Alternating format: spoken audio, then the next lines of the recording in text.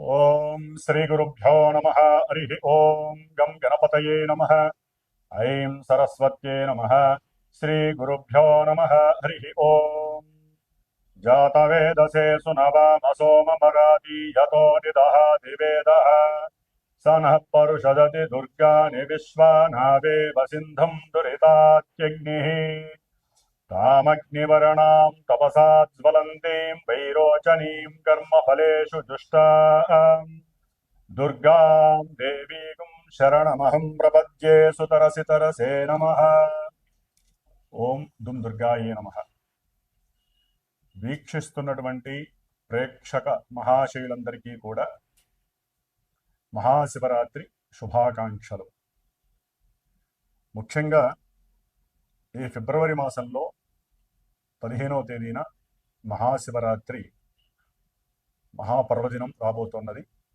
కాబట్టి ఆ రోజున అందరూ కూడా మన యొక్క సనాతన ధర్మాన్ని నిలబెట్టుకోవడానికి ఎటువంటి ఆపదలు విపత్తులు యుద్ధభయాలు కలగకుండా ఆ పరమేశ్వరుడు గ్రహాలన్నిటినీ కూడా నివృత్తి చేసి పాపగ్రహ బలాలని ఆయన అడ్డుకొని ఆయన యొక్క కనుసైగల్లో పనిచేసేటటువంటి గ్రహాలన్నీ కూడా ఈ భూమి మీద నివసిస్తున్నటువంటి జీవరాశులందరికీ, ముఖ్యంగా మనలాంటి ప్రాణులందరి మీద కూడా ఎటువంటి విపత్కర పరిస్థితులు కూడా పంచభూతాల ద్వారా కలగకూడదని, ప్రకృతిలో విలయతాండవాలు కలగకుండా ఆపాలని.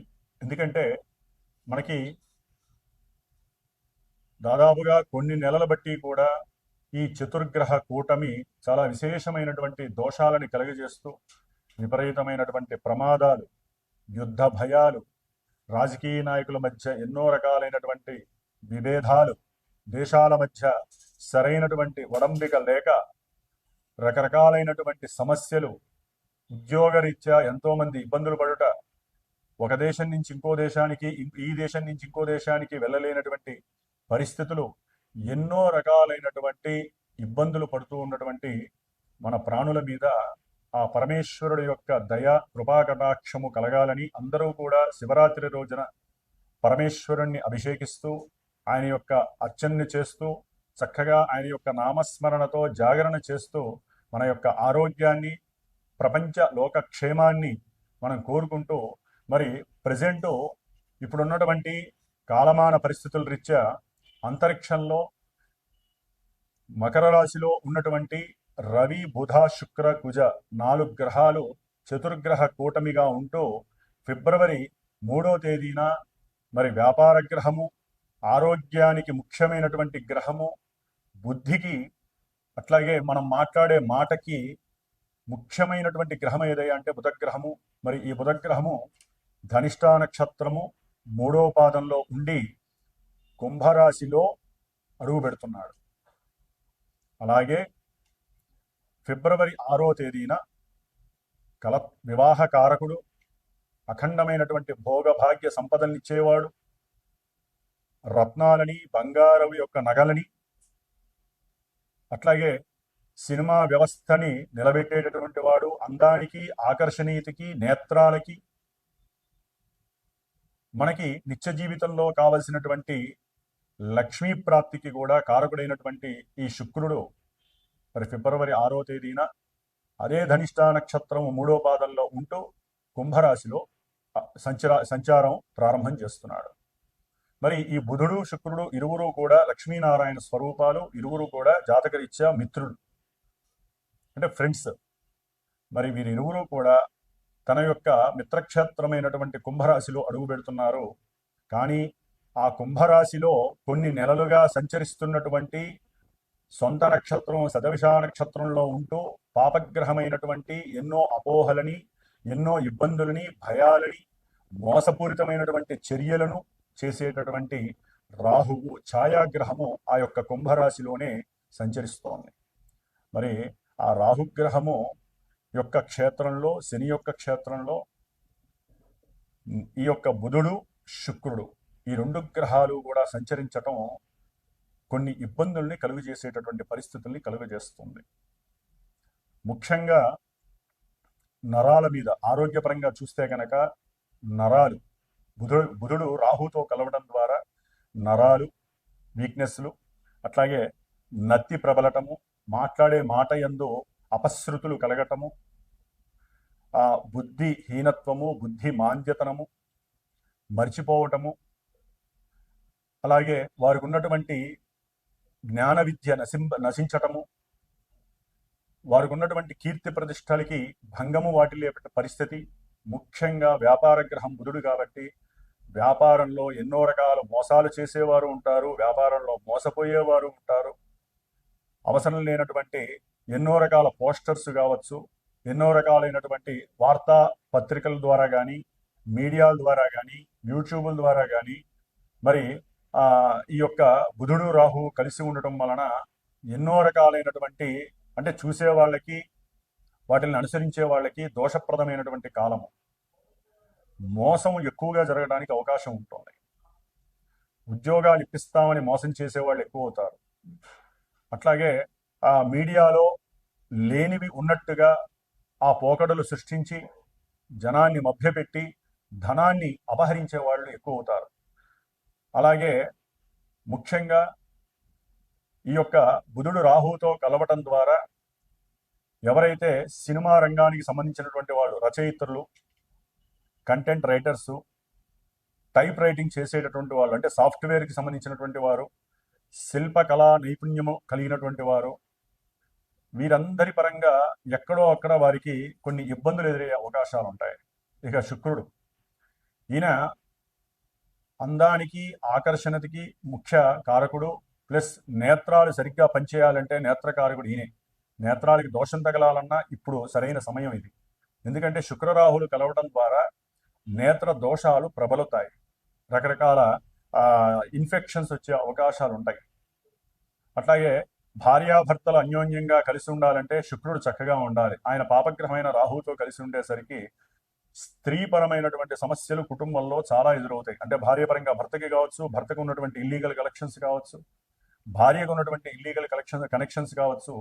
అంటే కొంతమంది జాతకాలలో ఎక్కడైనా గనక ఈ బుధ శుక్రుడు చెడిపోయినా, రాహువు చెడ్డవాడైనా, మరి ఆయన ఇచ్చే భావాలు చెడుగా ఉన్నా కంపల్సరీ వీరికి ఎన్నో రకాలైనటువంటి వారి యొక్క జన్మరాశులు బట్టి, నక్షత్రాలను బట్టి సమస్యలు ఉద్భవిస్తాయి. ధనుస్సు రాశి వారికి ఫిబ్రవరి 3వ తేదీన బుధగ్రహము 3వ స్థానంలో కుంభరాశిలో రాహుతో కలయిట, సప్తమ దశమాధిపతి, శుక్రుడు షష్ఠ లాభాధిపతి 3వ స్థానంలో రాహుతో కలయిట. ధనుస్సు రాశి వారికి కాలమానంలో ఈ 2 గ్రహాలు రాహుతో కలయటం వలన మీరు ఎవరికైనా చేసినటువంటి సహాయ సహకారాలని, ముఖ్యంగా బంధుమిత్రాదులకు కానీ, లేకపోతే మీరు చేసేటటువంటి వృత్తిరీత్యా ఉద్యోగం ద్వారా కానీ, వ్యాపారంలో కానీ మీరు ఎవరికైనా సరే ధనపరమైనటువంటి సహకారం అందించిన, లేకపోతే ఫ్రెండ్స్ కదా అని చెప్పి ఒక రకంగా స్త్రీలకి అంతకుముందు ఎప్పుడైనా సరే వారికి సంబంధించి మీరు ఏదైనా సహకారం చేసిన ఆ విషయాన్ని కనుక ఇంట్లో చర్చిస్తే భార్యతో, అది రకరకాల అనుమానాలకి దారితీసి మీ యొక్క లైఫ్ చేంజింగ్లో పడే అవకాశం ఉంటుంది. కాబట్టి కొంచెం జాగ్రత్తగా మాట్లాడండి. ముఖ్యంగా బంధుమిత్రాదులతో మాట్లాడేటప్పుడు మీరు ట్విస్టింగ్ ఇద్దామనో, లేకపోతే మీకు ఉన్నటువంటి తెలివితేటల్ని కొంచెం రంగరించి మీరు మాట్లాడింది గొప్ప అనే ఉద్దేశంతో మీరు మాట్లాడారనుకోండి, అవతల వాళ్ళు కుటుంబంలో భార్య తరపైన భర్త తరపైన వాళ్ళు దాన్ని అనుమానంగా స్వీకరించి వాళ్ళు కాంప్లెక్స్కి ఫీల్ అయ్యి ఇన్ఫీరియారిటీ కాంప్లెక్స్కి మీ మీద లేనిపోని అపోహల్ని సృష్టింపజేసుకుంటారు. దాని ద్వారా మీరు చేసిన మాట సహాయాలు, ధన సహాయాలు, చేత సహాయాలు, అంతకుముందు మీరు పెంచుకున్నటువంటి ఆప్యాయత, అభిమానాలు అన్నీ కూడా మీ యొక్క సంభాషణలో ఏమాత్రం ట్విస్టింగ్లు ఉన్నా, మీరేదో గొప్పగా మాట్లాడినా అవన్నీ కూడా కూలబడిపోతాయి. కొంచెం జాగ్రత్తగా మాట్లాడాలి. బంధువులతో కానీ భార్యతో కానీ జాగ్రత్తగా ఉండాలి. ముఖ్యంగా అన్నదమ్ములు, అక్క చెల్లెళ్ళు, భార్య తరపు బంధువులు కావచ్చు, లేదా మీ మేనత్తలు, మేనమామలు, వారితో కావచ్చు, ఉద్యోగంతో ఎవరితో అయినా రిలేటెడ్గా ఉన్నవాళ్ళు కావచ్చు, ఆకస్మికంగా అప్పుడే పరిచయమైనటువంటి వాళ్ళు కావచ్చు, ఏదైనా ప్రయాణం చేస్తూ ఉంటారు ఎక్కడికో వెళ్ళాలని, స్నేహితులతో కానీ లేదా వ్యాపారం పని మీద, ఉద్యోగం ధర్మం మీద ప్రయాణం చేస్తూ ఉంటారు. చేస్తున్నప్పుడు మీకు ఎవరో ఒకరు పరిచయం అవుతారు.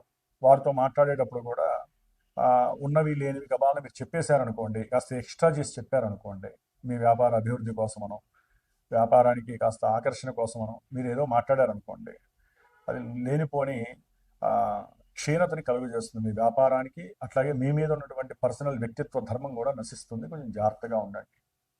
అట్లాగే మీరు ఎవరికైనా సరే ఇప్పుడు కనుక ఏ ధన సహాయమో చేశారనుకోండి, అంటే భార్య తరపు భర్త తరపు బంధువులకి వాళ్ళు ఇస్తామని చెబుతారు. 4 రూపాయలు కాదు 8 రూపాయలు ఆ, మీరు డబ్బు ఇస్తే నేను అప్పుకి తగ్గ ఇంట్రెస్ట్ కడతామని. మీకు ఏది రాదు. జాగ్రత్తగా ఉండండి. ఏ సహాయం చేయకండి. ఇప్పుడున్న పరిస్థితుల్లో మీరు మాట సహాయం చేసినా, వ్రాతపూర్వకమైన సంతకం చేసినా, ధన సహాయం చేసినా మీరు అప్పుల్లో ఇరుక్కుపోతారు. ముఖ్యంగా ఫ్రెండ్స్ ఎవరైనా అడగచ్చు. కొంచెం జాగ్రత్తగా ఉండండి.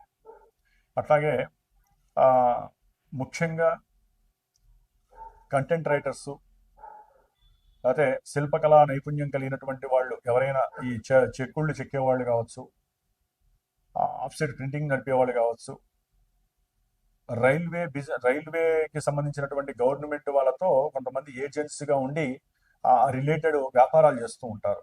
వారికి కానివ్వండి కొన్ని ఇబ్బందికరమైనటువంటి పరిస్థితులు కనిపిస్తున్నాయి.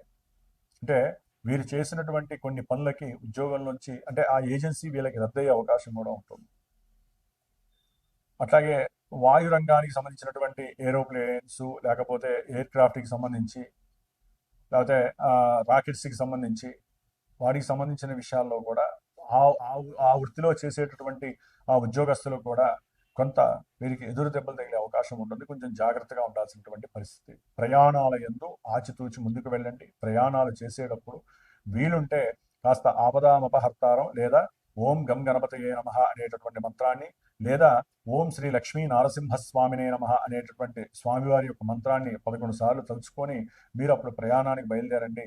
కొంచెం జాగ్రత్తగా ఉండాల్సినటువంటి పరిస్థితి. సహాయ సహకారాల విషయంలో కానీ, అన్నదమ్ములతో మాట్లాడేటప్పుడు, అక్క చెల్లెలతో మాట్లాడేటప్పుడు కానీ, ధనపరమైనటువంటి విషయాల్లో కానీ, మీరేదైనా ఎవరికైనా అప్పిచ్చేటటువంటి విషయంలో కానీ, ఫ్రెండ్స్కి సహాయం చేసేటటువంటి పరిస్థితుల్లో కానీ మీకు సున్నా రాకుండా కొంచెం ఆచితూచి తెలివిగా ప్రవర్తించండి.